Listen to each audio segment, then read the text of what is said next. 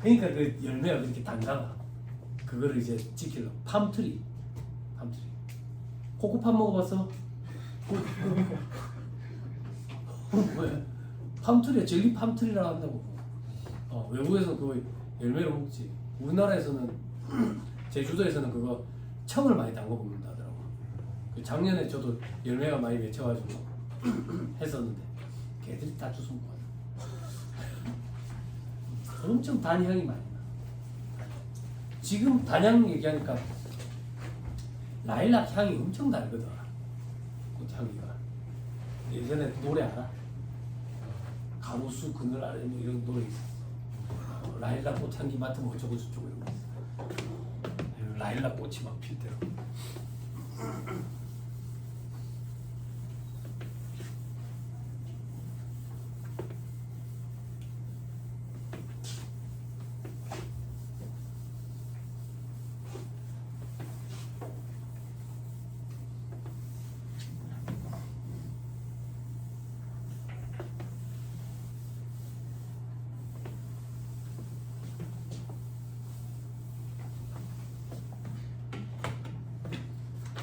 자, 양구숙세 얘기합시다.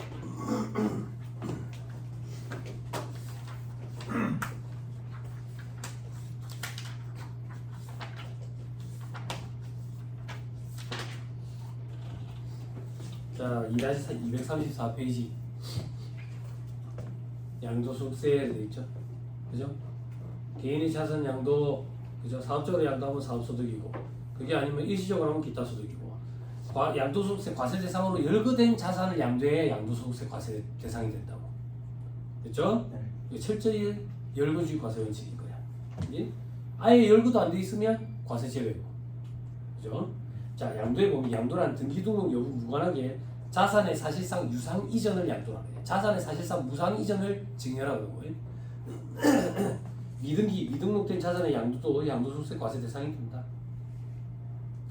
그렇죠? 자, 무상으로 이전되는 것은 증여세. 수증자, 받은 사람이 수증자야. 준 사람이 증여자고, 판 사람이 양도자고, 산 사람이 이제 양수자야. 자, 매도, 교환, 현물출자, 대물변제, 경매, 수용 전부 다 양도소득세 과세 대상이다. 저 밑에 별표시 3번 대물변제, 위자료로 토지를 이전할 때 양도소득세 과세 대상이다. 다만 단순 재산 분할이면 양도로 보지 않는다. 근데 이것도 이제 엄밀히 들어가면 또 복잡해. 단순 이제 재산 분할했다가 추후에 또 변경되는 경우가 생기거든. 그럼 또 양도로 보는 경우가 있고 막 그래. 자, 그다음 부담부 증여. 채무를 부담하는 조건으로 하는 게 부담부 증여다. 그래서 10억짜리를 넘기주는데 4억은 갚는 조건이야. 그러면 6억만 넘기준 거지. B가 기분 좋은 건 6억이지. 그 6억에 대해서 증여세 과세 의무가 생기는 거지. A는 4억은 돈 받고 파는 걸로 보니까 양도소득세 과세 대상이 되는 거야. 됐죠? 그때 양도소득세 납세 의무자는 A고 증여세 납세 의무자는 B가 되는 거지. 됐죠? 그래서 소득을 분산을 해가지고 과세 구간을 낮출 수 있으니까 절세 방안 중에 가장 대표적인 방안이 부담부 증여가 된다. 됐죠? 자, 그 밑에 양도로 보지 않는 경우 되어 있죠. 양도담보의 경우 담보권자 을한테 양도담보 설정자가 되어 있죠. 그죠? 양도담보는 형식은 양도인데 실질은 담보이기 때문에 양도로 보지 않는다. 다만 채무 불이행으로 변제에 충당되면 양도로 봐서 과세가 된다. 동그라미 2번 도시개발법이나 그 밖의 법률에 따른 환지 처분으로 지목이나 지번이 변경되거나 보유주로 충당되는 경우 됐죠? 그리고 동그라미 3번 지상 경계를 합리적으로 바꾸기 위해서 분할, 교환하는 거. 다만 면적이 20% 이상 초과하는데 차이가 20% 이상 20% 초과해서 차이가 나면 그거는 돈 받고 판 걸로 보겠다 그 얘기야. 그리고 동그라미 4번에 위탁자 수탁자 간에 맡기는데 위탁자가 실질적으로 집에 소유하고 있대. 단순하게 맡겨놓은 거야. 양도가 아니다. 그죠? 동그라미 5번에 신탁 해지를 원인으로 소유권 이전 등기 하는 신탁이 해지돼서 다 돌려받는 거야. 양도가 아니다. 동그라미 6번에 매매 사실이 원인 무효래. 판 게 아니니까 양도가 아니다. 그죠? 동그라미 7번에 공동 소유 토지의 지분별 단수 분할 2분의 1씩 갖고 있는데 단수 분할했다. 그죠? 이혼으로 인해서 혼인 중에 형성된 부부 공동재산을 민법에 따라 가지고 재산 분할하는 거예요. 됐죠? 위자료 쪼르주면 양도소득세 과세 대상 대가가 있다고 보는 거예요. 소유재산을 경매 공매로 해서 자기가 재취득한데 돈을 못 갚아가지고 내 재산이 경매로 넘어갔어. 근데 나한테 우선권을 주거든. 그래 내가 돈을 주고 그걸 다시 받아왔어. 그럼 내가 내한테 판 거야? 말도 안 된다 그 얘기야. 그렇지? 자, 배우자 직계존비속에 양도한 경우로서 실제 양도거래라고 입증을 못한대. 그러면 징여지. 이게 양도가 아니다 그 얘기야. 자, 과세 대상 자산에 토지, 건물, 부동산에 관한 권리, 부동산을 취득할 수 있는 권리, 아파트 당첨권, 토지 상환 채권, 주택 상환 사채, 지상권, 전세권, 등기된 부동산 임차권, 자, 기타 자산에 법정 주식 A, B라고 부르는가. 그리고 토지, 건물, 부동산에 관한 권리와 함께 양도하는 영업권. 별도로 양도하면 기타 소득이 된다. 시설, 특정 시설물 이용권, 콘도 이용권, 골프 이용권 이런 거. 그리고 이축권, 이동해서 건물을 지을 수 있는 권리 이축권이라고 그랬어요. 다만 이거 감정받아가지고 별도로 하면 기타 소득이라고 그랬어요. 그렇죠? 자, 그 밑에 일반 주식, 대주주 양도분, 장외시장 거래분, 혹은 비상장법인 주식. 됐죠? 그리고 하나 더, 괄호 3번에 해외 주식.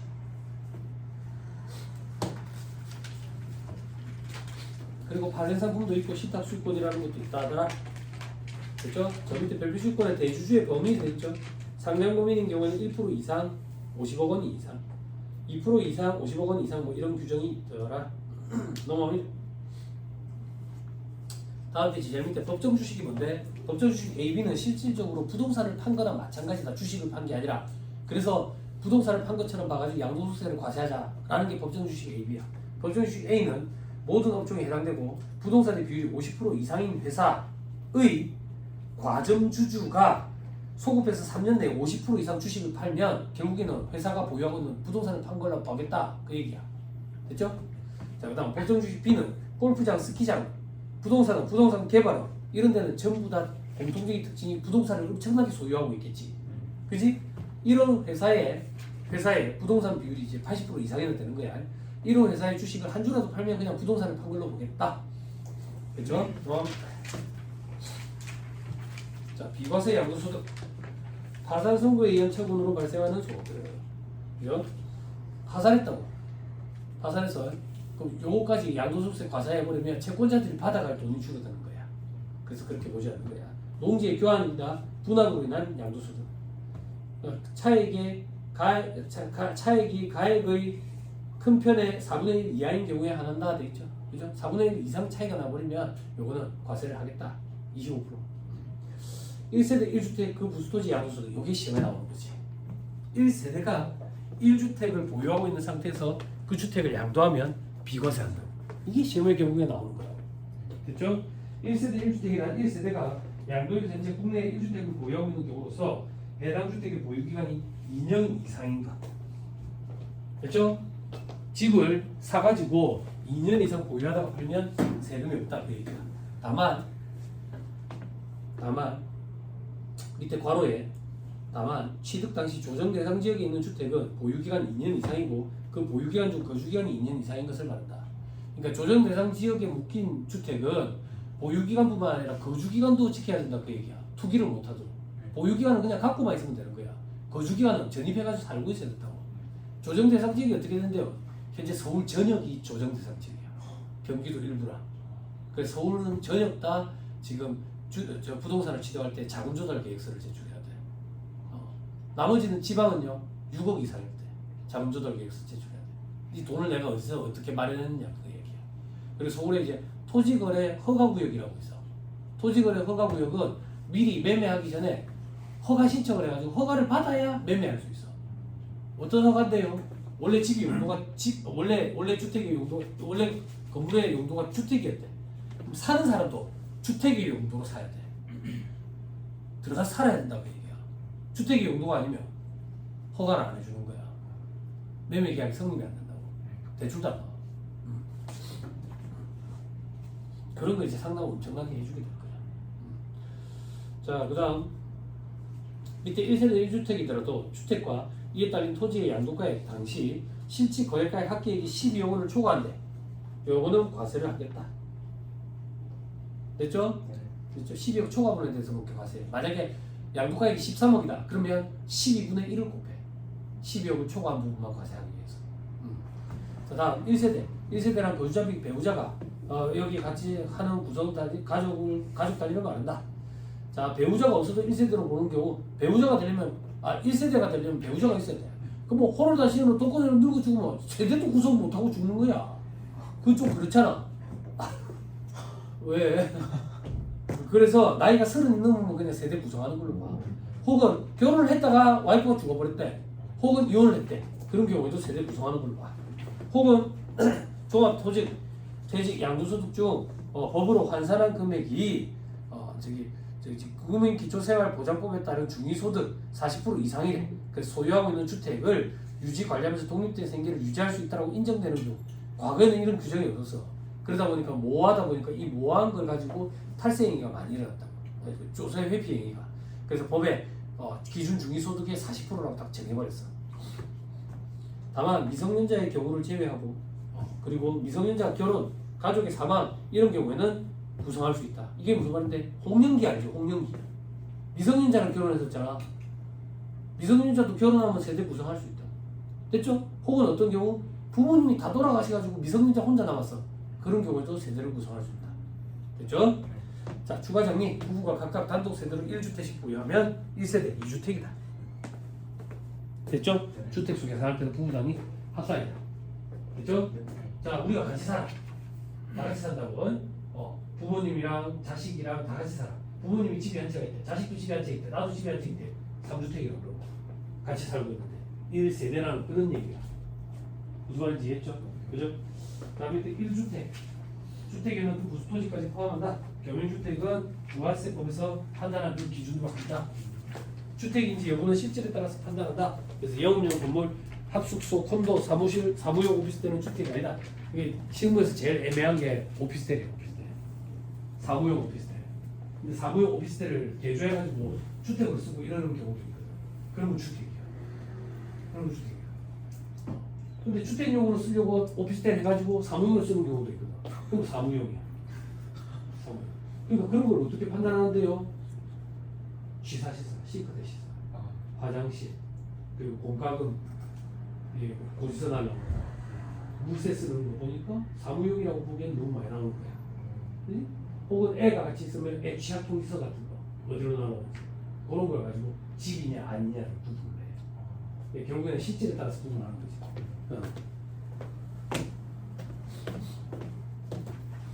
근데 그렇게 하지 마. 사무용 오피스텔을 개조해가지고 집으로 쓰잖아. 추워. 춥다고 다니지 않겠어. 왜 그러냐? 건드릴 방송은 차를 다시야. 어디까지 했지? 그다음 공동 소유주택. 요거는 공동 소유자 각자가 주택을 소유한 것으로 본다. 그죠? 자, 밑에 1세대 2주택을 보유한 상태에서 그중 1주택을 양도한대. 그럼 과세가 되지. 근데 먼저 양도하는 주택을 1세대 1주택으로 보는 특례. 즉 과세를 안 하겠다는 얘기야. 자, 동그라미 1번. 종전주택 취득일로부터 1년이 지난 후 다른 주택을 취득하고 신규주택을 취득한 날로부터 3년 내에 종전주택을 양도한대. 됐죠? 이사를 지원하기 위한 목적이라 했어요. 됐죠? 자, 그 다음 상속받은 주택과 일반 주택을 각각 갖고 있는데 일반 주택을 판대. 이것도 비과세야. 됐죠? 그럼 이제 상속받은 주택으로 들어가서 살아야지. 60세 이상의 직계존속을 동거복량하기 위해서 세대를 합쳤대. 합친 날로부터 10년 내에 뭔 주택을 먼저 팔든 상관없어. 이 얘기야. 부모님이 주택이 하나 있고 내가 주택이 하나 있는데 동거복량하려고 같이 세대를 합쳤어. 그때 어떤 주택을 먼저 팔든 상관없어. 비과세 혜택을 준다고. 그럼 남은 거는 1주택이니까 또 비과세 되겠지. 그지? 그렇게 된다. 자, 그 다음 60세 이상 1주택 보유자와 1주택 보유자가 혼인하는 경우 또는 1주택을 보유하고 있는 60세 이상의 직계존속을 동거복량하는 무주택자가 1주택을 보유하는 자와 혼인하는 경우로서 혼인한 날로부터 10년 내에 먼저 양도하는 주택. 1주택자와 1주택자가 결혼해가 팔면 1세대 2주택이니까 과세되잖아. 누가 결혼하려고 하겠어? 안 그래? 다 동거만 하겠지. 더 좋아? 아니지. 왜? 표정 왜 그래? 그래서 결혼하고 나서 뭘 먼저 팔든 상관없어. 이게 5년이었는데 과거에 10년으로 바뀌었어. 뭘 먼저 팔든 상관이 없다. 그죠? 자, 그 다음 위 외에 법령으로 열거된 사례.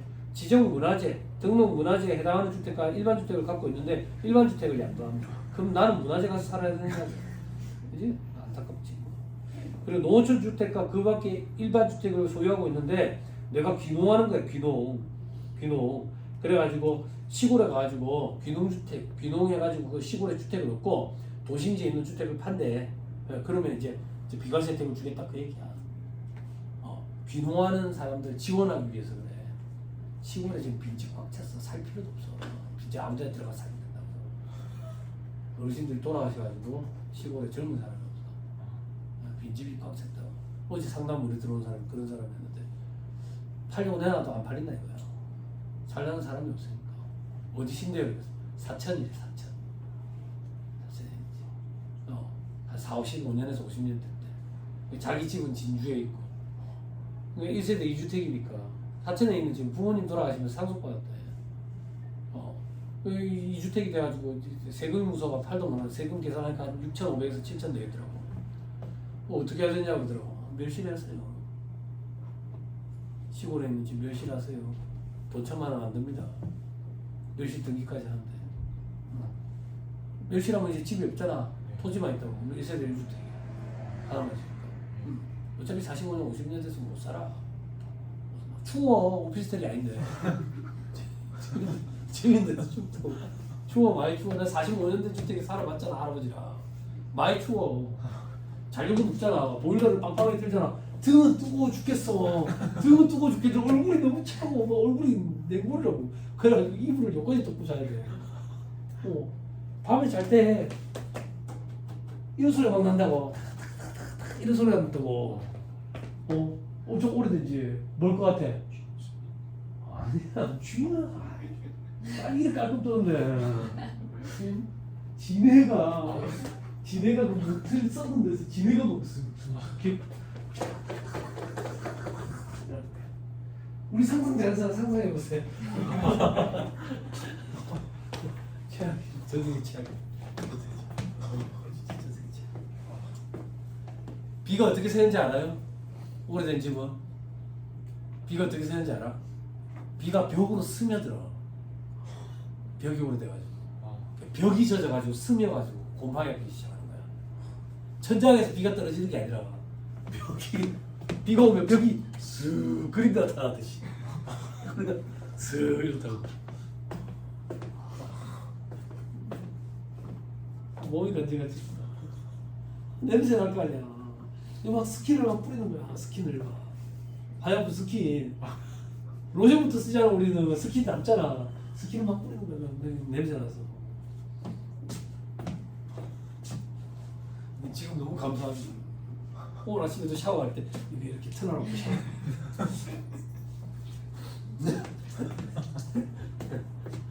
야, 그게 진짜 감사한 거야. 뜨신물로 씻는 것 자체가 어디야. 그래? 지금 같은 경우 할아버지 살아 계셨으면 요즘 같을 때 샤워한다고 물 틀면 니는 뭘 하신다. 수건 2장 쓰면 뭐라.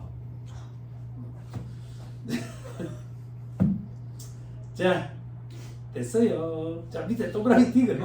취약이나 그 무상의 형편, 질병에 의한 그 밖에 부득이한 사유로 취득한 수도권 밖에 소재하는 주택과 그 밖에 일반 주택을 국내에 각각 한 개씩 소유하고 있는 1세대가 부득이한 사유가 해소된 날로부터 3년 이내에 일반 주택을 양도하는 경우. 됐나요? 네. 됐어요? 자, 그 정도 보자. 나머지도 한번 볼 거 보자. 넘어. 2년 이상 보유 요건. 자, 보유 요건은 2년 이상. 근데 아래 별표시 2 괄호 3에 동그라미 2에 해당하는 주택은 3년이 돼 있죠. 그죠? 아니, 이거 보지 마세요. 이상인 것과 이상인 것만 비교하세요. 다만 취득 당시 조정 대상 지역에 있는 주택은 거주 기간도 2년 이상을 지켜야 된다. 됐죠? 그죠? 자, 밑에 특례 위 원칙의 보유 기간, 거주 기간 이런 거 제한 안 받는데. 그럼 요 제한 없이 나머지 요건만 갖추면 비과세 혜택을 주겠다는 얘기야. 어떤 건데? 민간건설 임대주택, 공공건설 임대주택이래.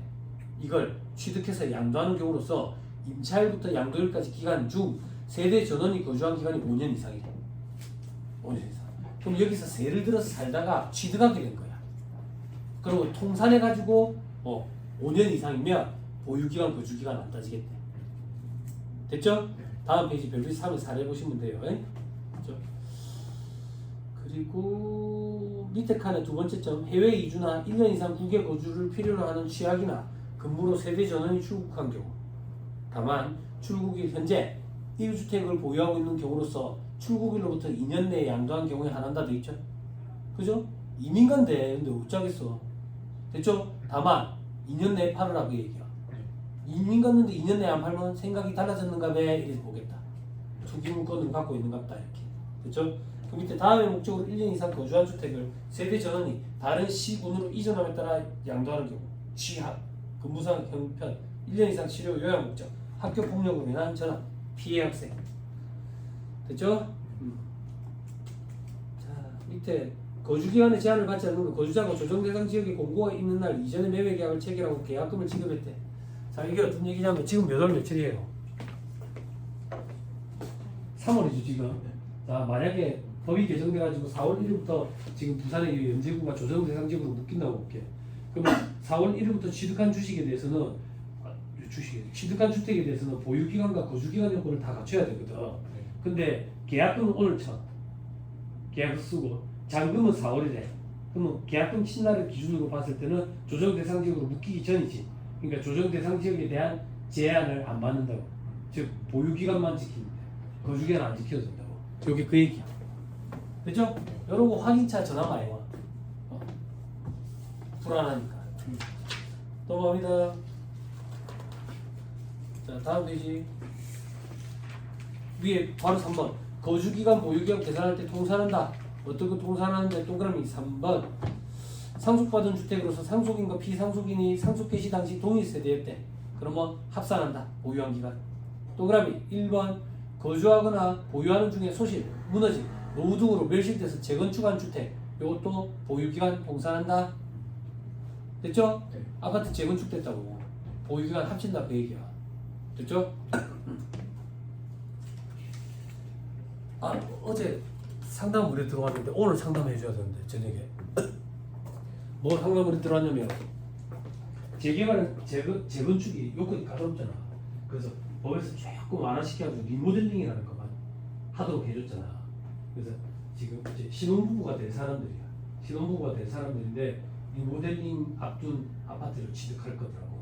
리모델링 기간이 한 6년인데 그러니까 그냥 재건축인 거야. 재건축. 리모델링 기간이 한 6년 되는데 문제는 뭐냐면 여자 명의로 취득할 거예요. 여자 명의로. 여자 명의로 취득하는 이유가 여자 명의로 취득하면 그 회사에서 주택 구입 자금 대출이 아주 낮게 된대. 낮게 된대. 근데 이 남자는 지금 전세 대출 받아가지고 저기 세를 살고 있는 거야. 그리고 아니다. 맞아. 그리고 세 주고 있는 아파트가 하나 있고. 그러니까 지금 여기서 혼인신고 해버리면 주택이 있는 상황이 되니까 여자 쪽에서 그 회사에 대출이 안 나오는 거지. 그래서 지금 혼인신고를 뒤로 미뤄야 되는 거야. 혼인신고를 뒤로 미뤄야 되는데 돈은 지 돈을 반을 태울 거니까 증여세 과세 문제가 생기는 거지. 아파트 10억 조금 넘는 건데 남자 돈이 이제 반 들어갈 거니까. 안 들어갈 거니까. 근데 여자 입장에서는 장기주택 저당 차익금 이자 상환의 공제를 받고 싶은 거야 또. 근데 취득과 동시에 한 달 뒤에 이제 허물을 뿌릴 거라고. 그럼 허물을 뿌리고 나면 대장상으로 토지밖에 없잖아. 집이 없잖아. 그치? 1주택 세대주여야 되거든. 혹은 무주택 세대주. 그래야지 공제를 받을 수 있거든. 공제 받을 수 있다고. 어디서 살아서요? 딴 데 가서 살면 돼. 다만 세대주 요건을 갖춰야 돼. 그럼 어디 가서 살겠어? 남편 될 사람 전셋집에 가서 살겠지? 근데 남편이 지금 세대주로 돼 있잖아. 세대주를 여자로 바꿔야 돼. 그래 여자가 계속 차익금 이자 상환의 공제를 받을 수 있다고. 아니면 안 돼. 안 돼. 그런 거 모르는 거지. 그런 거 이제 세대주 바꿀 수 있다요? 그건 나도 잘 모르는 건데 찾아보니까 뭐 아무렇지도 않더만. 바꿔줄 수 있더만. 다만 남자가 전세자한테 대출 받았을 때 그게 은행에 혹시나 압박이 들어올 수 있는지 그것만 좀 알아보면 돼. 상관없죠. 문제는 이제 지능지 생긴 게 문제야. 차용증을 쓰고 싶어. 2억 정도 금액이 돼서. 근데 국세청 세법은 어떻게 보냐면 일부러 취득세 부담을 감추기 위해서 사용의 형태를 빌은 게 아닐까 이렇게 봅니다. 그래서 이 사람들이 계획하고 있는 건 처음에 차용증 썼다가 결혼하고 나서면 부부간의 증여는 6억까지 세금이었거든. 증여로 퉁치려고 하는 거야. 그렇게 머리를 쓰고 있는 거지. 근데 이제 그런 리스크가 좀 있는 거지. 그럼 이제 그 리스크를 없애려면 차용증도 쓰고 이자 지급도 조금 이루어지고, 이자 지급은 지금 법적으로 4.6%로 돼 있다. 당장대출 이자를 주고, 그리고 원금도 조금씩 상환하는 액션을 취하고 이렇게 추후에 문제가 안 생깁니다. 아니면 세법은 처음부터 증여 아니었나? 지금 시점에 증여로 봐가지고 증세를 된다. 지금 시점은 부부가 아니잖아. 세금은 엄청나게 텐데 몇천만 원. 서울 사람들 머리 좋아? 부동산이 그 정도로 오른 거야 지금. 그렇게 머리 안 쓴 건 다 없어. 얼마나 좋아. 살기 좋지. 그지? 벚꽃도 폈지. 얼마나 살기 좋아. 응? 조금만 더 있으면 이제 집도 빌 거야. 또 두들보고 소리 안 나면 들어갔었는데. 안 그래? 쉴고 타면 되는데 부산이지. 우리 다 신고 될 거 아니야.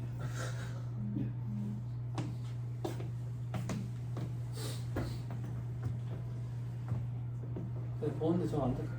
그래서 서울은 혼인신고를 되게 많이 미뤄요 뒤로. 이러저런 이유가 많아. 그러니까 예전에는 전화해서 혼인신고 미루는 이유가 있어요. 그러면 좀 살아보고 결정하려고요. 이런 답변이 있었는데 요즘에는 대부분 부동산 때문에. 대부분 부동산 때문에. 아무튼 제가 하고 싶은 얘기는 그거야. 이제 재건축이나 리모델링 목적으로 밀실되고 없더라도 계속 공제를 받을 수가 있어. 대신에 이제 대환을 받거나 갈아타면 안 돼. 대출을. 그건 안 돼. 안 돼. 그리고 은행에서 담보물건을 새로 잡을 거야. 뭐 하다 그런 얘기 했어?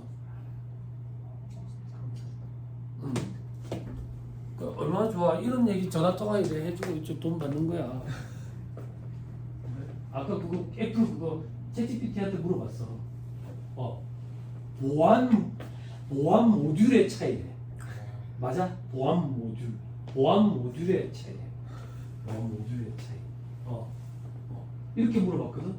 나 애플 회사 직원인데 뭐 이렇게 그러니까 100% 맥을 사용하는 걸 겁니다. 100% 맥을 사용하기 때문에 보안 모듈의 차이 때문에. 그러면 어떻게 해야 돼? 그러니까 사파리도 뭐 맥이고 뭐 이런 윈도우 무슨 엣지 있잖아. 그 윈도우 엣지야. 무슨 엣지지? 마이크로소프트 엣지. 엣지는 우리 여기밖에 모르는데 나는 엣지 아프잖아. 이거밖에 모르는데 아무튼 그 엣지를 쓰면 어떻게 돼? 그러니까 맥 컴퓨터에서는 안 될 거예요. 안 될 거예요. 윈도우 운영체제를 깔아야 될 거예요.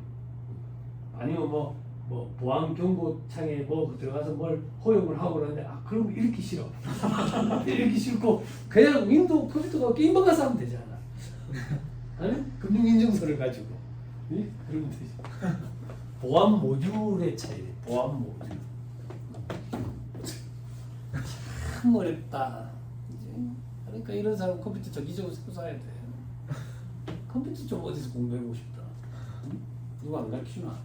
학생회실 때 저는 이제 컴퓨터 수업 있었거든. 대학 때 교수님이 뒤에 서가지고 학번 9943 2부 장병호입니다. 맞아? 자 준비 시작. 교수님 그만.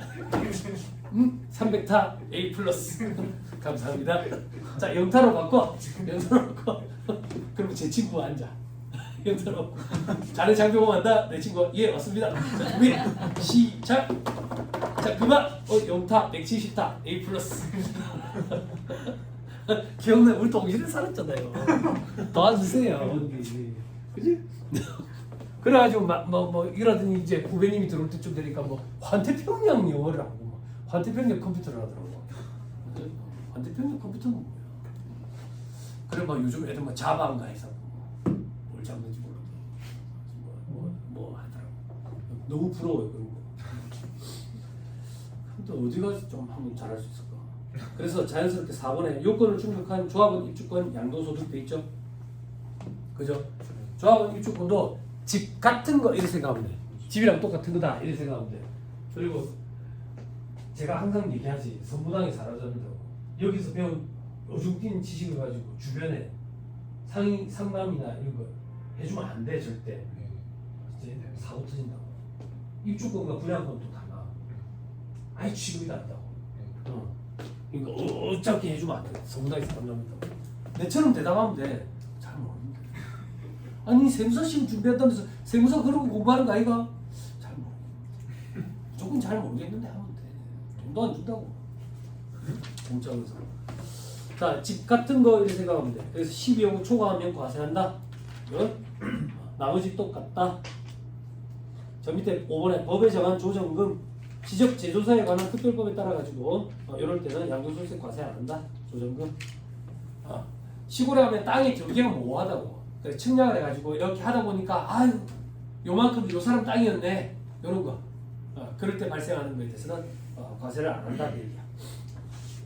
자, 취득 시기, 양도 시기, 대금 청산 시점이 원칙이다. 다만 등기등록 접수일, 명의개서일, 요 중에 빠른 날이라서 주의해야 된다서, 그지? 일부러 이 장난치는 사람들이 있다. 자, 나머지 자가건설 건축물은 사용 승인서 교부 1. 밑에 상속 증여를 취득 시에는 상속 개시일, 상속 개시일이 사망 시점이야. 그리고 증여받은 날. 그렇죠? 사망 시점은 언젠데요? 그 의사 선생님이 사망 선고 딱 때려줘. 그 시점. 자, 실질 거래가액 적용 원칙이다. 다음 페이지. 특별한 경우에 실질 거래가액 돼 있죠? 그죠? 양도가액 시가라는 게 원칙인데 뭘 빼는 경우가 있다. 밑에 취득가액 시가라는 게 원칙인데 더하거나 빼는 경우가 있다. 그 정도만 하세요. 뭘 더하거나 빼는데 증여세가 과세되는 경우에는 이중과세에 대해서 벗어나기 위해서 더하거나 빼거나 하는 규정이 있다. 그 정도만 하세요. 너무 어려우니까. 넘어갑니다. 다음 페이지 요걸로 기억하면 돼. 바로 3번에 스탑옵션 봐봐. 스탑옵션 시가가 15,000원인데 행사 가격이 만원이래. 그지? 그지? 그럼 5,000원에 대해서는 우리는 뭐야? 근로소득으로 과세되잖아. 네. 그지? 그럼 양도할 때 취득가액은 15,000원이라고 만원이 아니라. 아 그렇잖아. 회사에서 15,000원짜리 주면서 만원만 내라 했어. 그럼 이게 만원짜리야? 15,000원짜리지. 회사에서 15,000원짜리 주면서 만원만 달래. 뭐지? 재수. 왜 회사에서 만원만 달라지? 니를 앞으로 빡세게 끌릴 거거든. 네 몸뚱아 아니면 5,000원 빼면 거다. 그 얘기야. 됐어요? 그럼 이거는 만원이 아니라 15,000원짜리라고. 그치? 됐지? 그럼 팔면은 15,000원이 취득가액이지. 됐지? 우리는 강력한 임팩트가 필요해. 절대 안 까먹는다고. 자, 다음 페이지. 바로 이거. 실질 거래가액에 의한 경우로서 토지 건물 등을 일괄 취득, 일괄 양도한대. 그쵸? 부가세법상 그 가액 안 분하는 방식을 준용한다고.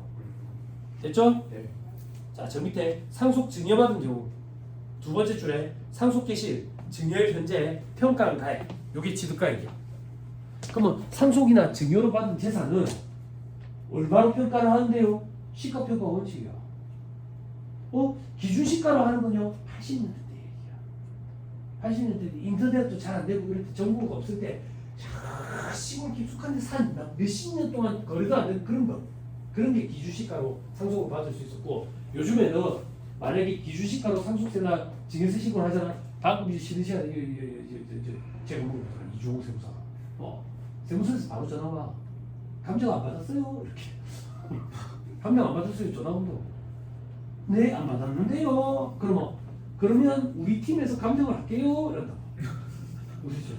감정 평가 비용이 줄었어. 그렇지? 아니 최근에 상담해 준 사람 중에 그런 사람이 있었어. 그 돈이 아깝다는 거야. 그래서 안 걸리지 않을까요? 그러더라고. 그러면 세무서에서 감정해가지고 때릴 때, 그럼 감정 평가 비용 줄어들죠. 세무서 그런 방법이 있었네요. 그러더라고. 가산세가 엄청나게 붙겠죠. 아니 그 기간 동안에 가산세가 엄청나게 붙겠죠. 그죠? 감정평가 비용 40만 원, 50만 원 그게 아까워가지고 가산세 몇백만 원 붙겠죠. 응? 그럼 뭐라고 답변해 오든지 알아? 안 걸릴 수도 있잖아요.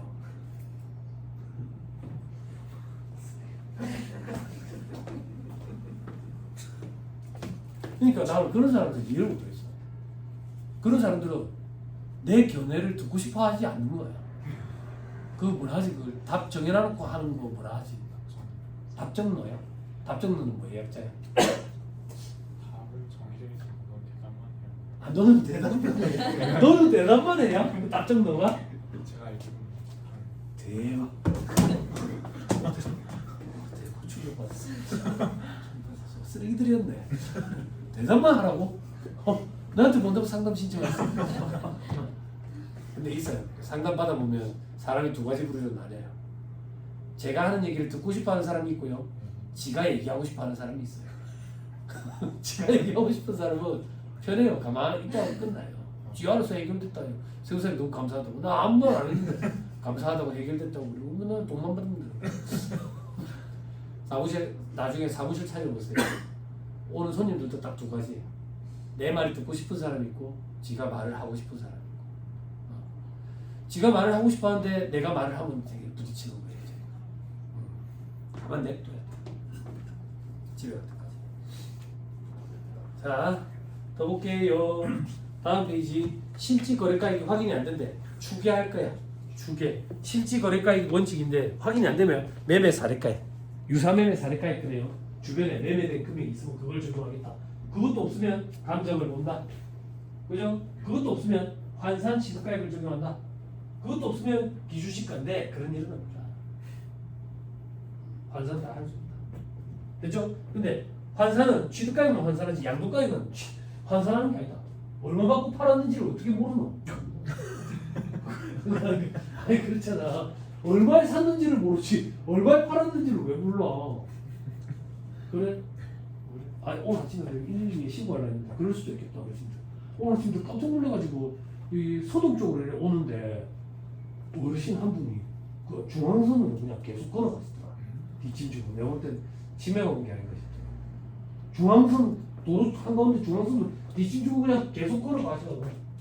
너무 당황스럽더라고.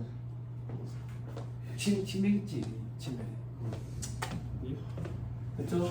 50년 전에 취득했다. 그때는 실거래가 신고 의무도 없었기 때문에 얼마에 거래했는지 몰라요. 그리고 매매 계약서도 없을 거고요. 없어요. 그럴 때 환산을 해요. 환산. 이렇게 하면 작업하는데 시간이 좀 걸리는 거예요. 계산을 두드려 봐야 되니까. 자 밑에 양도가액과 취득가액 적용 방법. 양도가액 실질 거래가액이 원칙이다. 없으면 매매사례가액, 감정가액, 기준시가. 취득가액은 중간에 환산 취득가액이 하나 더 들어간다. 기타 필요경비는 자본적 지출로 나간 거, 양도비용 이런 게 기타 필요경비다. 됐죠? 필요경비 계산공제 이 계좌 바깥에 계좌만 뺐다, 오타 이랬다. 그래서 대충 계산한 거, 그죠? 필요경비 계산공제 대충 한 거, 그죠? 필요경비 계산공제 몇 페이지 있다 됐지? 2-254페이지.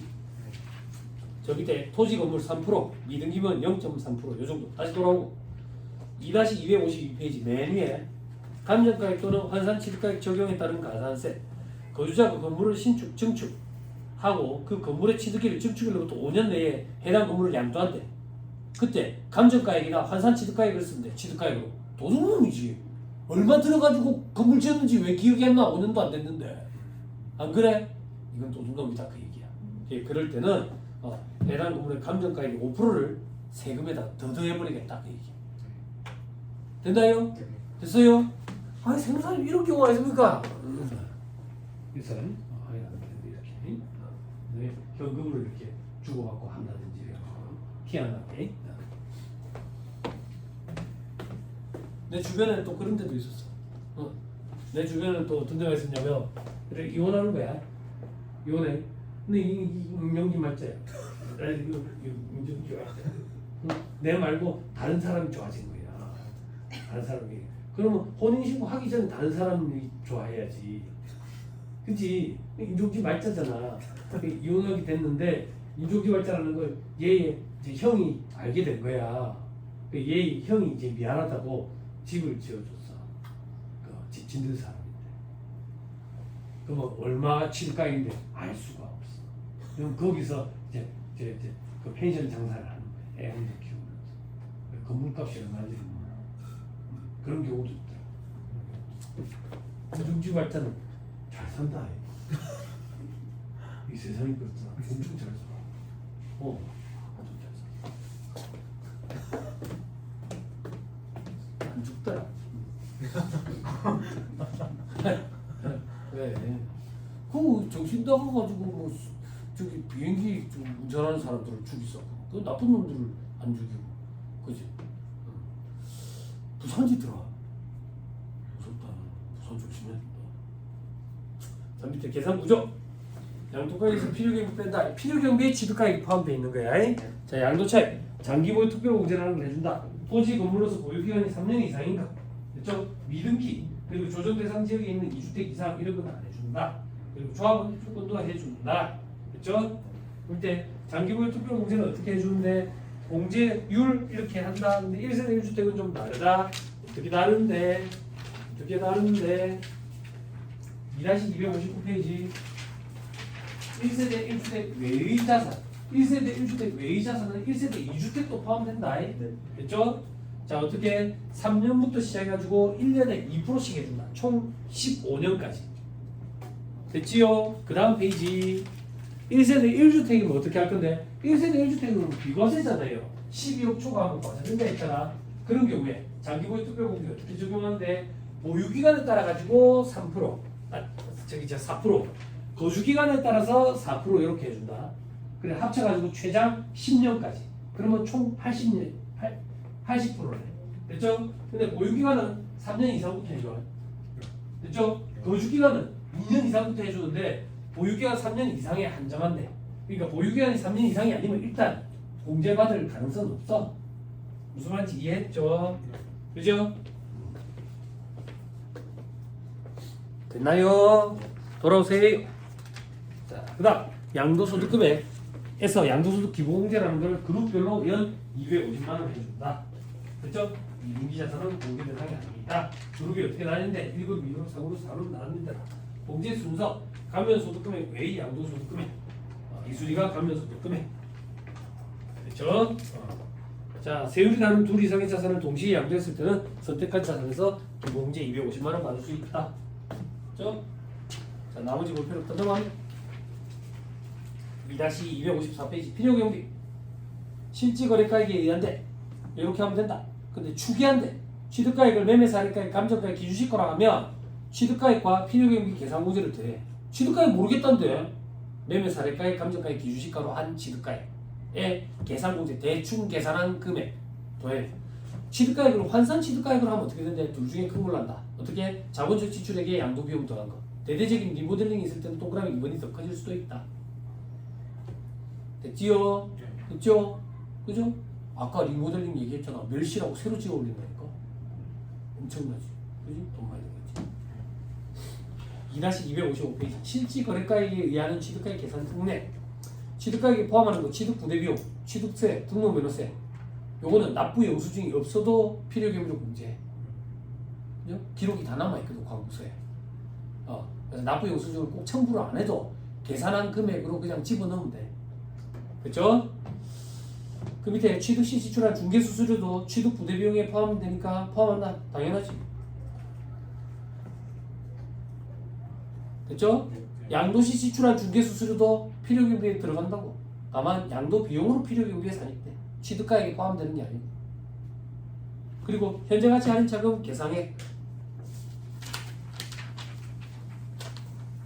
됐죠? 그 다음 부가세 법상 간주공급 중 면세 전용 이런 부가가치세. 됐죠? 이렇게 생각하면 돼. 공제 안 되잖아. 송금으로 인정돼야지. 취득가액이 없는 거겠지. 그렇게. 됐죠? 취득에 관한 쟁송이 있는 자산에 대해서 그 소유권 등을 확보하기 위해서 직접 소요된 소송비용, 화해비용 당연히 들어가야 안 되겠어. 됐죠? 됐죠? 다만 소송 비용 등을 지출한 연도에 사업소득금액 계산할 때 필요경비로 산입한 경우에는 제외한다. 포함시키면 이중으로 혜택을 받는 거지. 그렇죠? 자, 밑에 취득가액에서 제외하는 거 시가 초과액. 특례. 개인 사업자가 보유기간에 자산에 대한 감가상각비와 현재가치 할인 차금 상각비를 필요경비 산입하면 이를 취득가액에서 공제한다. 당연하지. 아니면 이중으로 혜택 주니까. 이중으로 경비 처리가 되잖아. 취득가액으로 들어가는 것 자체가 경비채잖아. 네. 이중으로 해주면 안 되지. 그렇지? 다만 감가상각비에 관한 규정은 실질 거래가액에 의한 물론 경우는 물론이고 취득가액을 추계하는 경우에도 적용을 해준대. 됐죠? 근데 현재가치 할인자금 상각비에 관한 규정은 실질 거래가액에 의하는 경우에만 적용하도록 돼 있대. 문제 보기 대비하는 거예요, 다. 다음 페이지 자본적 지출액의 범위. 다음에 지출액으로서 세금계산서, 계산서, 신용카드 매출전표 등 이런 것들이 있어야 돼. 됐죠? 네. 됐죠? 그다음 넘어갑니다. 실질 거래가액에 의하는 경우 양도 비용 돼 있죠? 동그라미 1번 자산을 양도하기 위해서 직접 지출한 비용으로서 이런 것들. 양도소득세 과표 신고서 작성 비용 세무사한테 주는 거. 됐죠? 계약서 작성 비용 복도방에 주는 거. 이런 거. 자, 그다음 동그라미 2번 토지 또는 건물을 취득함에 있어서 법령 등 규정에 따라 매입한 국민주택 채권, 토지개발 채권을 만기 전에 양도함으로써 발생하는 매각차손. 됐죠? 여러분들 회계 시간에 유형자산 취득 시 불가피하게 매입하는 구공채 의무 매입이 있었죠. 네. 그때 그 차익분을 저기 유형자산 취득에 엎었잖아. 요거 그 얘기야. 다만 매각차손의 한도는 금융기관에 팔았을 때 손실 그걸 한도로 한다. 됐죠? 임의로 손실 너무 크게 잡을 수 없도록. 자, 동그라미 3번 부모동산 매매 계약이 해약으로 인해서 지급하는 위약금은 필요경비로 공제 안 한다. 됐나요? 이게 2차 시험에 등장했던 거예요. 1차 시험대로. 자, 이 얘기야. 내가 여기 물건을 저기 부동산을 팔기로 계약을 했어. 계약을 했다고. 그래 계약금 1,000만 원 받았어. 1,000만 원 받았어. 근데 내가 여기 해약을 해야 될 것 같아. 왜? 여기서 훨씬 더 많은 금액을 불렀어. 그럼 봐봐. 1,000만 원 계약금 받은 거 돌려줘야지. 그리고 위약금 1,000만 원 줘야지. 그지? 그리고 나는 여기랑 계약을 한다고. 여기랑 계약할 때 여기에 준 위약금 1,000만 원을 여기에 필요경비로 넣으면 안 된다는 얘기야. 무슨 말인지 이해했죠? 수업생들이 좀 힘들어하더라. 이게 무슨 말인가? 2차 공부 아직 안 했어. 됐지요? 우리 지금 몇 페이지 하고 있지? 258페이지. 그지? 오케이. 자, 됐고요. 259페이지 받고 넘어갑니다. 300페이지도 받고 넘어갑니다. 세율. 다음에 세율을 적용한다. 다만 둘 이상의 세율이 적용될 때는 큰 걸 하기로 한다. 뭐? 큰 세율을 적용하는 게 아니라 세율을 적용해서 계산한 양도소득 산출세액이 큰 걸로 한다고. 됐죠? 밑에 토지, 건물, 부동산에 관한 권리. 그죠? 어떻게 읽는 건데 원칙의 두 번째 칸. 기본 세율 적용해. 근데 투기 목적이 그래. 뭘 투기 목적으로 보면 돼? 2년도 안 갖고 있다가 파는 거 투기 목적으로 봐. 그래서 동그라미 2번 2년 안 갖고 있다가 팔아. 40% 때린다. 밑에 동그라미 3번 1년도 안 갖고 있다가 팔아. 50% 때려버린다고. 근데 이게 저기 서민들의 주거 생활 안정화에 역행하도록 집을 가지고 이렇게 했단 말이야. 집을 가지고 그러면은 어떻게 하는데 60% 때리고 70% 때린다고. 됐어요? 네. 분양권 상태에서 피 받고 팔아치한테 맨 위에 첫 번째 칸 60% 세금. 무섭지? 개인이 벌어들이는 소득의 반 이상을 국가로 내는 건 거의 공산주의식 사고. 그지? 그래서 이게 반발이 심했어 사람. 근데 지금 정권에 대통령이 자꾸 그러지. 부동산 이거 못 잡으면 나라만 한다고. 나라만 한다고. 그렇거든. 젊은 사람들 직장생활 할 동기부여가 안 돼. 그냥 괴리감이 크더라. 그리고 그걸 맛본 사람은 좋을 것 같아? 직장생활 못하거든. 그렇게 돈 벌고. 직장생활 알고. 그리고 동그라미 4번 비사업용 토지 기본세율 10% 더해. 이게 무슨 말이냐면 사업에 안 쓰는 토지야. 사업에 안 쓰는 토지를 왜 갖고 있어? 두 개 목적이 있지. 6, 15, 24가 아니라 16, 25, 34 이렇게 올라간다 그 얘기야. 무섭지? 그지? 자, 그 다음 미등기 70% 죽여버리는 거야. 분양권은 어차피까 분양권은 등기하는 자산이 아니야. 그래서 원래 등기가 안 돼 있어. 왜 그러는 거야? 너 때문에 그 얘기해 준 거야. 너 분양권 사고 팔고 해봤냐? 그래 모르잖아. 여기 언니 오빠들은 다 사고 팔고 해봤어. 재산세도 다 내고 있다고 시집가기위해서. 그래서 뚜뚜비 얘기해 줄 거야. 알았지? 응. 뒤에 사인만 하면 돼. 알았지? 돈을 꼭 받고. 자 밑에 기타 자산, 법정 주식 A, B 이런 거 기본세율 10% 또해. 와 무섭네. 넘어가면 주식, 국내 주식, 대주주가 아닌 자가 양도하는 주식이래. 이게 뭔데?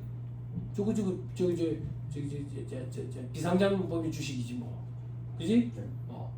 자 중소기업 주식이면 10% 아니면 20% 적지, 그지? 적다고. 대주주가 양도하는 거는 1년 미만 보유했으면 이건 좀 그렇고 위 외에는 20%, 25%. 1년 미만 보유한 건 30%. 됐죠? 해외 주식은 중소기업 10% 아니면 20%. 됐어요? 네. 됐나요? 네.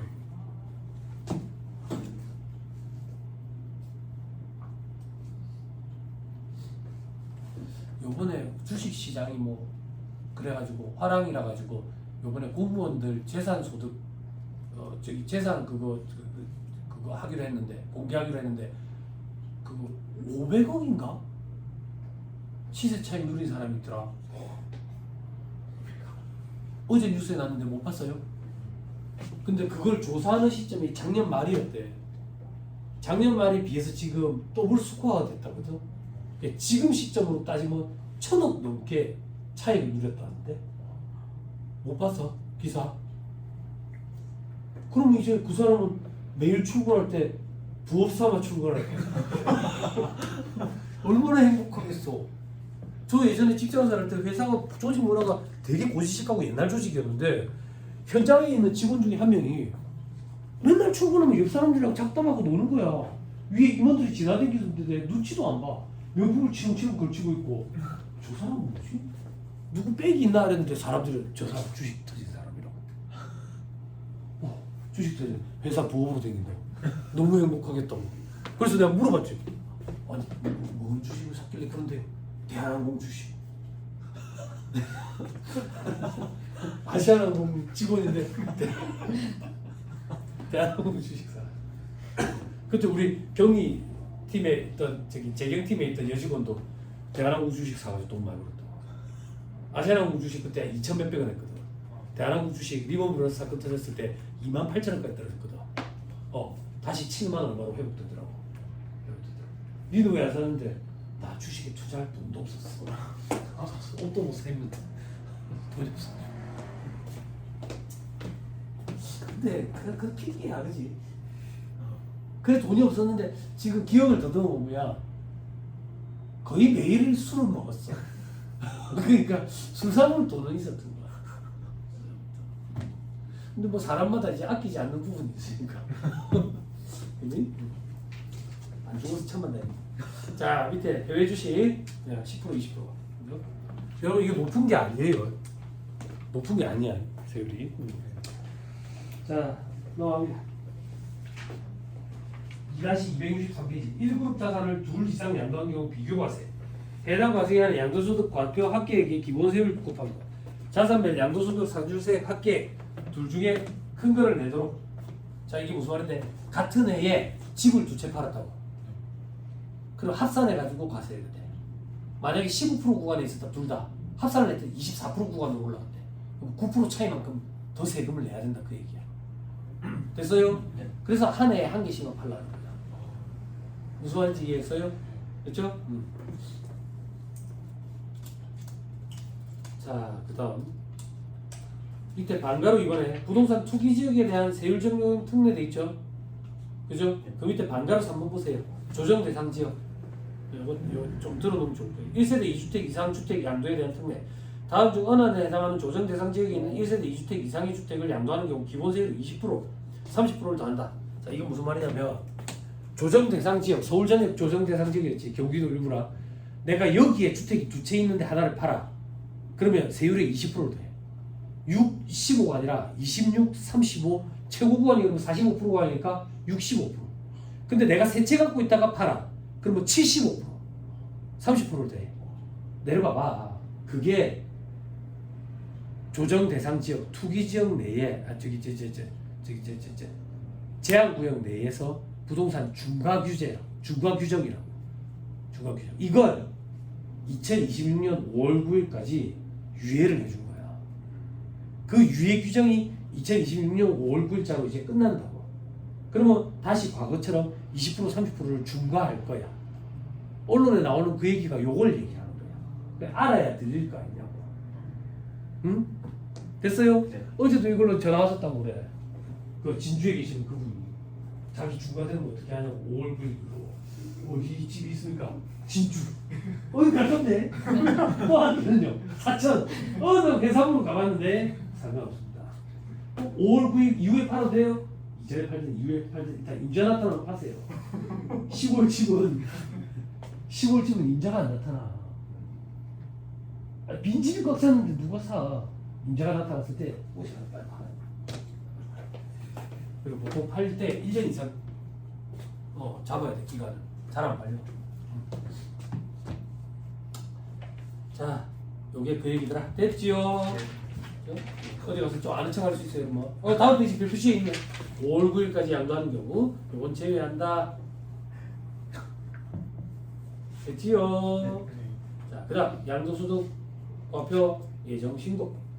양도일이 속하는 달의 말일로부터 2개월 내에 일반 주식은 반기 기준으로 신고한다. 2개월 내에 부담부 중에는 증여세 신고가 3개월이거든. 그때 같이 해라. 그래서 3개월 이내.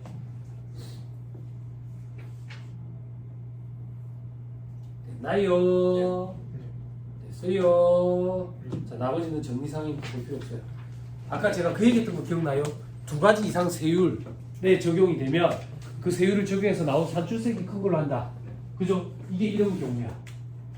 조정 대상 지역 내에 2주택을 갖고 있었어. 요 중에 하나를 파는 거야. 그러면 20%를 중과한다 했잖아. 그래서 15% 구간인데 35%라고 가정할게. 근데 이게 알고 봤더니 1년 내에 파는 거야. 1년 내에 팔면 아까 60% 적용하면 되잖아. 그지? 둘 중에 큰 걸 적용하겠다. 그 얘기. 그런 얘기. 무섭죠? 그죠? 왜? 너무 동떨어진 얘기야? 너무 동떨어진 얘기야? 서울 사람들 집값 많으니까 좋겠지? 그지? 팔아야 좋지. 그지? 팔면 좋을 것 같아? 좋으려면 팔고 부산으로 내려와야 좋다. 서울에 계속 있을 거면 좋은 게 아니에요. 그 돈을 줘야 또 살 수 있으니까. 차액 실현이라는 게 될 수가 없어요. 근데 대출 이자가 있네. 부부가 같이 맞벌이를 해서 한 달에 이자 500만 원 갚는다고 생각해봐. 상상이나 돼? 입 다물고 팔이 들어간다. 놀랬는 거 없지, 놀랬는 거. 그거 갚으라고 얘기한 거 아니다. 이게 각박한 거야. 와이프가 얼마 전에 서울 갔다 왔는데 오빠 서울 진짜 너무 각박 같아. 사람들 정신없다. 땅만 보고 사람들 막 뛰듯이 걷는다고. 저랑 도시대 사시는 분들 기억 한번 더듬어 봐봐. 예전에 서울 사람들이 부산 사람들 많이 빚고 왔어. 부산 사람 또 뛴다고. 부산 사람들 성격 급해가 뛴다고. 서울 사람들이 지금 정신. 삶이 너무 팍팍한 거야. 부산에 얼마나 살기 좋아. 안 그래? 그러니까 이 공부 열심히 하고 이거 꼭 학교 가. 이거 학교 못해. 그럼 우리 서울 가야 돼. 안 그래? 직장이 없는데 어떻게 해. 빨리 어르신이 돼야 되잖아. 빨리 실버가 돼야 되잖아. 실버 타오는데 어떻게 해. 아니면 관광업종인데 우리는 이거 관광을 못 하잖아. 돈 벌어야 되는데. 서울 가서는 진짜야. 직장이 그 정도로 크다고. 됐지요.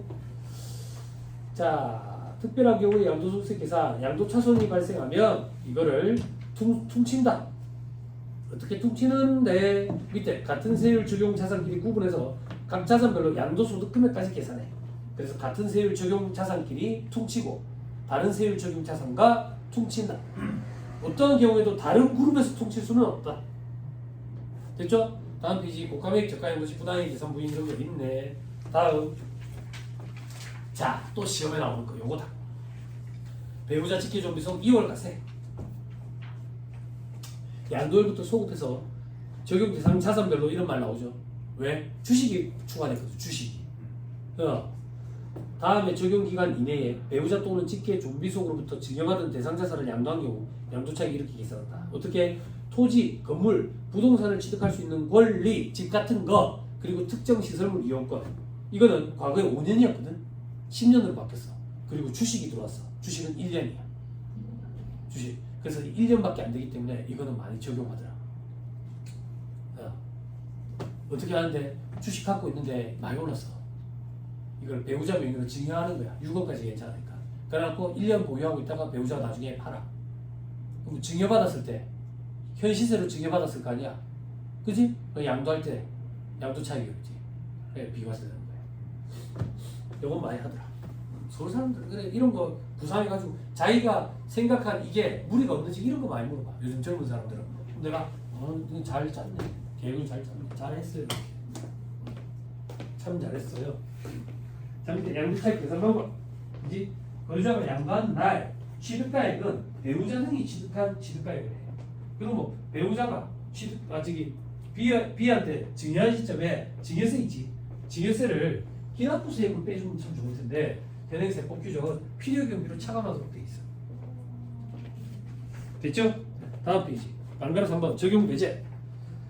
사업 인정 고시로부터 소급해서 2년 이전에 증여받은 경우로서 뭐 법에 따라 협의 매수 또는 수용됐대. 그러니까 C한테 양도하는데 C가 국가인 거야. 내가 양도하고 싶어서 양도한 게 아니라 수용이 돼버린 거야. 어쩔 수 없잖아. 어쩔 수 없잖아. 그래서 이럴 때는 적용 안 하겠대. 근데 이거 사업 인정 고시로부터 소급해가지고 2년 그 안에 이런 일이 벌어졌대. 증여가. 그러면 수용이 될 거라는 걸 미리 알고 한 거잖아. 그게 2년이 되면 안 돼. 됐죠? 일반적으로 2년 규제를 많이 한다 했잖아. 요거를. 됐죠? 자, 그 다음 또 그럼 이거 2월과세 규정을 적용할 경우 만약에 이게 1세대 1주택 비과세래. 그러면 그거 잘 대당 상관없어. 됐죠? 어차피 1세대 1주택 비과세인데 뭐 이런 걸 따져. 됐죠? 그럼 내가 그 상황이었다.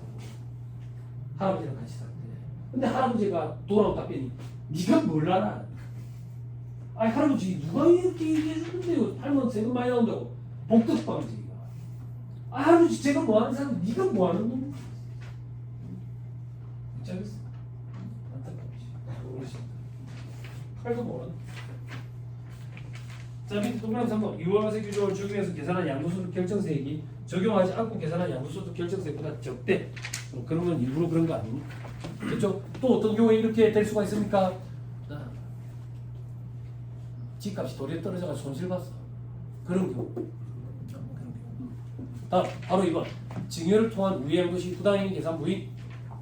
요번에는 배우자 직계 좀비속이 아닌 나머지 특수관계.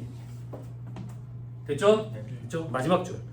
이 경우 증여자와 증여받은 자는 연대납세금을 준다. 그리고 그 위에 줄에 증여자가 직접 양도한 것을 본다. 그럼 그 전에 증여세는 취소되는 거야. 됐죠? 밑에 정리사항 꼭 같이 보고요. 가압상속 공제는 신경 쓰지 마세요. 가압상속 공제도 요즘 사람들 많이 생각합니다. 그 정도로 부동산 값이 많이 올랐어. 넘어갑니다. 부동산 임대업은 가압상속 공제 대상 업종에 해당하지 않습니다. 요거 내가 얘기해줬잖아. 베이커리 카페. 베이커리 카페 베이커리 판매량이 커피 판매량의 반 이상이어야 돼. 그럼 제조업으로 본다고. 제조업은 가압상속 공제 대상이 돼. 그러면서 유자산 같이 넘기는 거지. 건물이랑 토지. 근데 이미 그것도 많이 이루어져가지고 지금 바닷가 라인 쪽으로 커피숍들이 빈대가 꽉 찼다잖아. 그다음에 4-4에 고가주택 비싼 거 12억 초과하는 거. 그럼 양도가액분의 양도가액 빼기 12억 이걸 곱한다고. 아까 13억짜리 12억분의 1억 곱하면 됐지. 그렇죠? 그다음에 별표시 1번 고가 겸용주택의 주택과 주택 외부 부분 됐죠? 그죠? 고가 겸용주택은 주택의 연면적 이런 거 안 따지고 주택만 주택으로. 그러면 상가는 상가겠지. 그러니까 재미가 없는 거야. 1세대 1주택 비과세 때 그걸 못 받는 거야. 전체 한 덩어리로. 그래서 이제 상가주택이 재미가 없어. 우리 꿈이 뭐예요? 우리 꿈이 상가주택 4층짜리 사가지고 1층 세 주고 2층 세 주고 3층 세 주고 4층이랑 옷다가 내가 살고 그렇잖아. 이제 재미가 없다고 이제. 공실값 샀는데 저 밑에 4.5에 부담부 직역 우리가 앞에서 얘기했다. 넘어갑니다. 국외자산 양도에 대한 양도소득세. 양도일 현재 계속 5년 이상 국내에 주소 고소를 둔 거주자가 해외에 있는 자산을 양도하면 우리나라에서 과세하겠다. 그 정도. 됐죠? 환율은 어떻게 적용할 건데? 다음 페이지. 괄호 2번. 수령한 날의 기준환율, 지출한 날의 기준환율. 끝. 다음 페이지. 7번. 국외 전출자의 출국 시 국내 주식 등에 대한 과세 특례. 이건 뭔데? 주식이 엄청나게 오른 거야. 그래가지고 우리나라에 갖고 있으면 세금 나올 것 같으니까 이민 가버리는 거야. 그래 비거주자가 되려고. 그랬더니 이민 가는 날 판 것처럼 봐가지고 세금 내고 가라. 그게 국외 전출세 이렇게 표현하는 거예요. 됐죠? 말 많아요. 왜 말 많은데? 소득이 실현이 안 됐잖아. 실현이 안 됐는데 실현된 걸로 가정해가지고 세금을 빼는 거는 좀 그렇죠. 그렇죠? 다 했어요.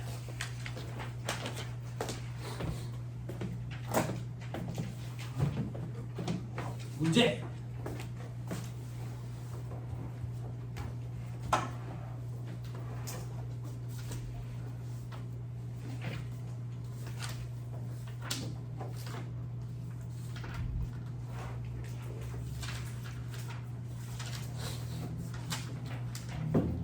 자, 8번 보세요. 4-243페이지 8번.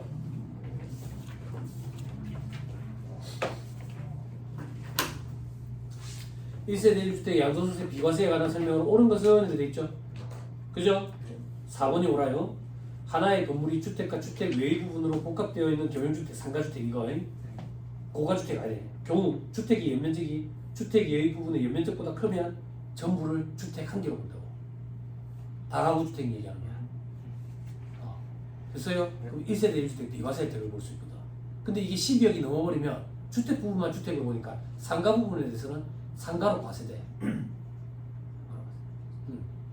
자, 다시 위로 올라가서 동그라미 1번.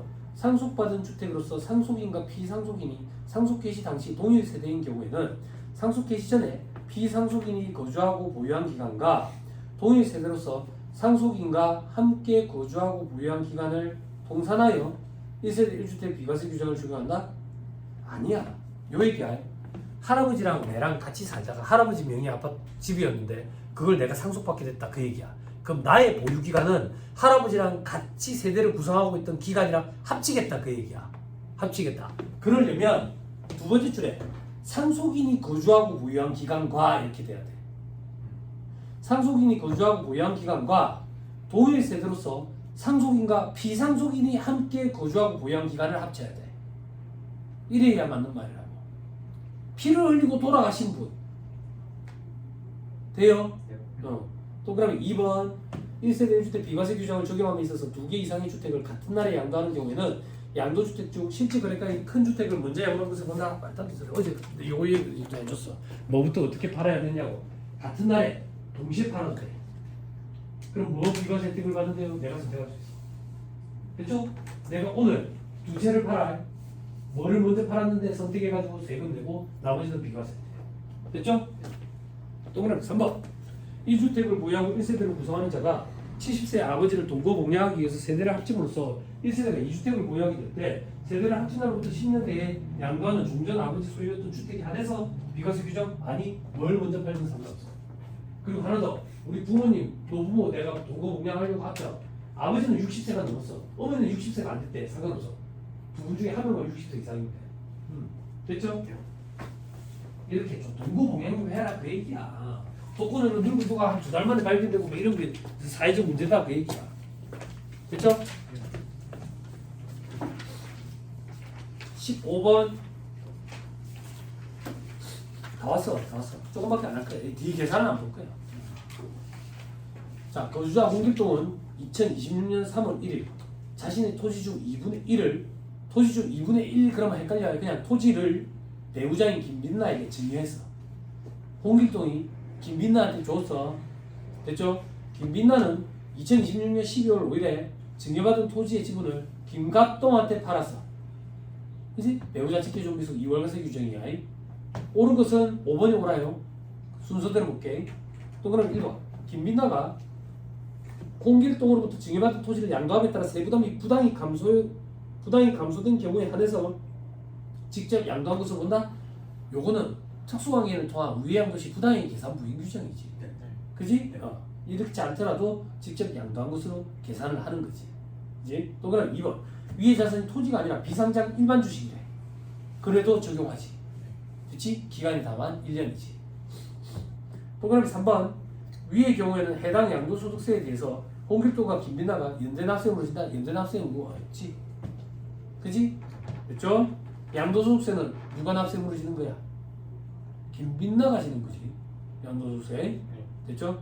그 다음 4번에 이월과세가 적용되는 경우 김빈나가 김각동에게 양도한 것을 보아 양도소득세를 계산하되 양도차익을 계산함에 있어서 취득가액은 김빈나가 홍길동으로부터 증여로 취득한 당시 기준으로 계산한다? 아니 홍길동의 취득가액 기준이라고.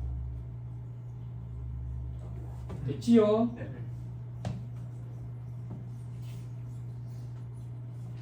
자 밑에 16번 여러분들 보시면 되고요. 저는 18번 소득세법령상 거주자 갑이 배우자 직계 정비속이 아닌 특수관계인에게 2026년 3월 1일 자산을 증여한 후에 그 자산을 증여받은 자가 10년 이내에 제3자에게 양도했대. 옳은 것은 2번이 옳아요. 순서대로 할게요. 갑이 그 자산을 직접 양도한 것으로 보되 특수관계인이 증여세를 납부한다는 점을 고려하여 양도차익 계산 시 취득가액은 증여시 가액으로 한다? 갑이 취득가액으로 하잖아. 갑이 양도소득세, 납세 문제가 된다니까 양도자가. 그럼 지가 취득한 가액으로 하지. 됐지? 증여세는 취소된 됐잖아. 갑이 자산을 직접 양도한 것으로 보는 경우 그 양도소득에 대해서는 갑과 증여받은 자가 연대납세금을 진다. 맞지? 됐지? 갑에게 양도소득세가 과세되는 경우에 수중자가 당초 증여받은 자산에 대해서 납부한 증여세는 부과되지 않아. 환급된다고. 양도소득이 수중자에게 실질적으로 귀속됐대. 그러면 부당의 계산 부인 규정 적용 안 해. 됐지? 특수관계인이 그 자산을 양도한 것으로 보되 양도차익 계산 시 취득가액은 갑의 취득 당시 가액으로 한다? 아니 갑이 양도한 걸로 본다니까. 됐죠? 네. 네.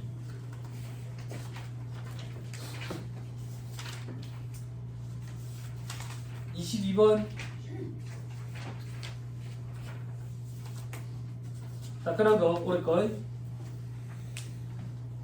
2026년 4월에 양도할 때 가장 높은 양도소득세율이 적용될 수 있는 경우로 몰았어. 희한하네. 이렇게까지.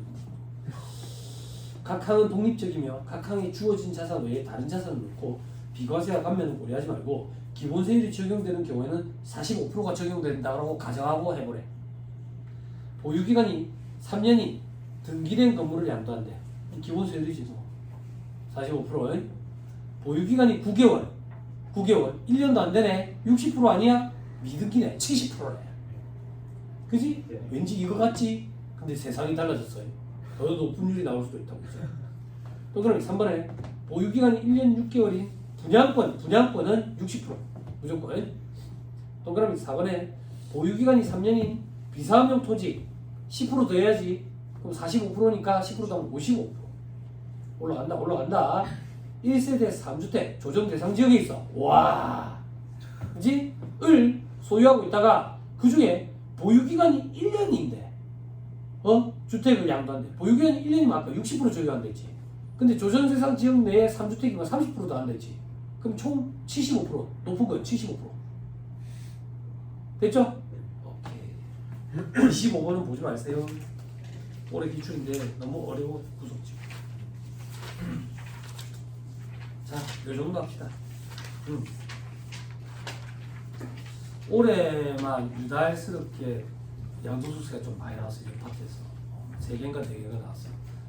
근데 그런 건 독특한 경우고 특이한 경우고 해마다 양도소득세는 한 문제 내지는 두 문제. 두 문제가 나올 때는 말 문제 하나, 계산 문제 하나 이런 식으로 그렇게 나오니까 그렇게 대비하시면 될 것 같아요. 근데 최근 몇 년 사이 양도소득세가 안 나왔었어. 몇 년 동안. 그래서 수험생들이 좀 등하시했는데 갑자기 등장하면서 3문제가 4문제 등장하니까 또 이제 멘붕이 오는 거지. 아무튼 요렇게까지입니다.